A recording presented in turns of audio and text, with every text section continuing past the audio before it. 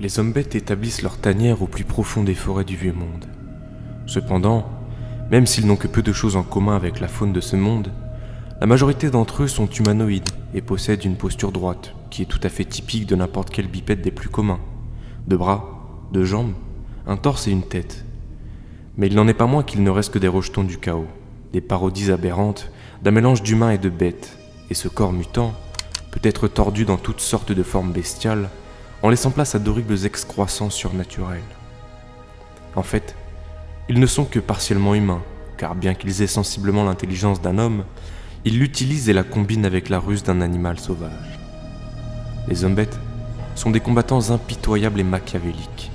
Ils ont la ténacité d'une créature obstinée, la force extraordinaire d'un animal brutal, pas plus de pitié qu'une bête qui n'a pas mangé depuis trop longtemps, et pourtant, le plus effrayant, c'est qu'ils combinent tout cela avec l'intelligence d'un homme. Ce sont les sabots fourchus. Pour eux, le chaos est tout aussi essentiel que l'eau pour un poisson, ou que le soleil pour les cultures, puisque c'est l'essence même de leur existence. Ils ont été engendrés suite à la grande catastrophe qui a à tout jamais corrompu le monde. Les hommes bêtes naquirent il y a de cela des milliers d'années, lorsque le chaos se déversa sur le monde et que l'ordre naturel fut submergé par un raz-de-marée de démence et de dépravation.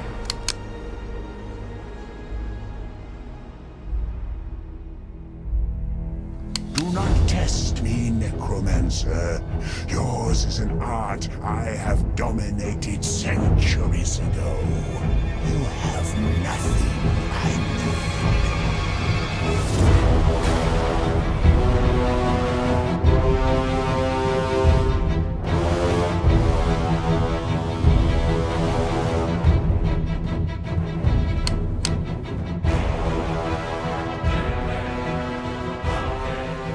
Les légendes précédant la venue du chaos parlent d'un peuple mystérieux qu'on appelait les Anciens, qui modelèrent le monde à leur goût et le peuplèrent avec de jeunes races. C'est alors que survint l'événement qui allait changer le destin du monde en une seule et terrible journée. Nul ne sait pourquoi, mais les portails dimensionnels au pôle de la planète dont se servaient les Anciens pour leur voyage interstellaire s'effondrèrent.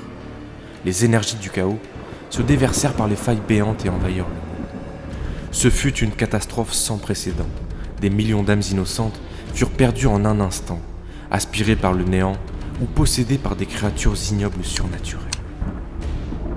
La surface du monde se tordait et vomissait des geysers de sang, des comètes de roches vertes tombèrent en pluie sur les forêts et martelèrent les terres comme si les poings des dieux s'acharnaient sur elles. Des blocs énormes de matière solidifiée provenant du royaume du chaos jaillirent des portails dimensionnels et enflammèrent les cieux. Ils s'écrasèrent comme des météores en laissant d'immenses sillages de destruction parmi les arbres avant de former des cratères colossaux. À chaque impact, la matière brute du chaos corrompait un peu plus la terre. Ce poison s'étendit dans les sols fertiles et sous les racines des arbres centenaires avant de se propager dans l'air que respiraient les tribus nomades et les animaux. Alors que le chaos infectait toute vie, les forêts s'animèrent sous l'influence de cette énergie néfaste. De là, des gémissements résonnaient sous les frondaisons, tandis que les branches des arbres prenaient vie. Des transformations étranges et horribles se produisirent sous l'impulsion de cette fécondité malsaine.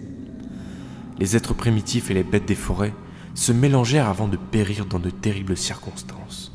Puis leurs rejetons procréèrent encore et encore au fil des générations, avant de mourir à leur tour, jusqu'à donner naissance à la race des hommes bêtes, telle qu'elle est aujourd'hui.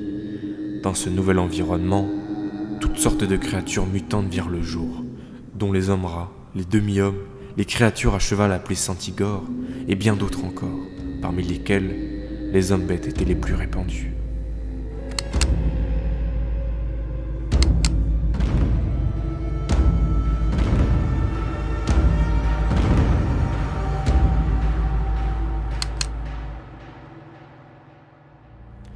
Depuis cette époque, et pendant des milliers d'années durant, les hommes bêtes ont prospéré aux confins du monde civilisé et se sont davantage ensauvagés grâce à leur régime de combat sans fin. Ils se sont multipliés dans tout l'ancien monde, mais c'est dans le nord, dans les sombres forêts de l'Empire et dans les étendues sauvages de Kislev, qu'ils sont les plus nombreux. Et même les Estaliens comme les Tiléens, les nations les plus méridionales de l'ancien monde, vivent dans la crainte constante que des hordes d'hommes bêtes se lèvent et les submergent un jour. Puis un jour, vint un homme dont le marteau doré abattait tous ses ennemis. Il unit les tribus humaines et défia les hommes bêtes pour le contrôle des terres. Ce guerrier légendaire fonda l'empire tel qu'il est aujourd'hui à partir de ces tribus éparses. L'époque qui précédait sa venue est considérée par les hommes bêtes comme un paradis perdu, un terrain de chasse colossal qui leur échappa. Leurs rituels chamaniques font souvent référence à ce temps où ils régnaient sans partage et à un futur où leur hégémonie sera de nouveau assurée.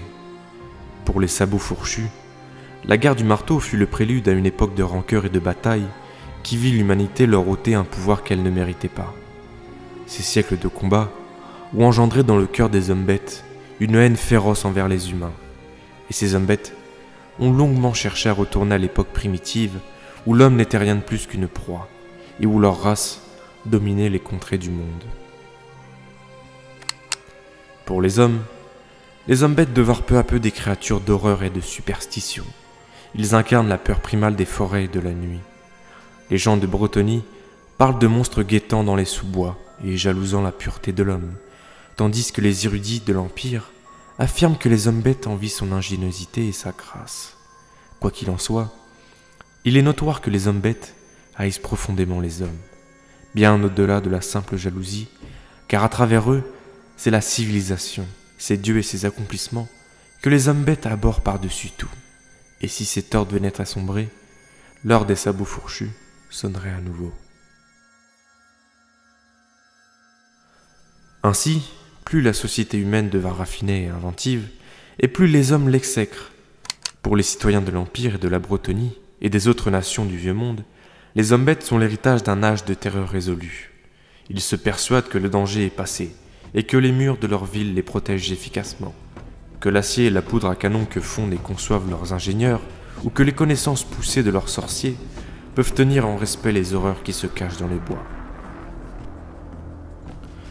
Les hommes croient que les hommes bêtes sont des monstres désorganisés, incapables de former des armées assez puissantes pour menacer leur cité. Mais ils se trompent, et cette erreur pourrait bien causer leur perte. Les sabots fourchus sont des créatures maléfiques et violentes, bien plus rusées que ne le soupçonne le genre humain.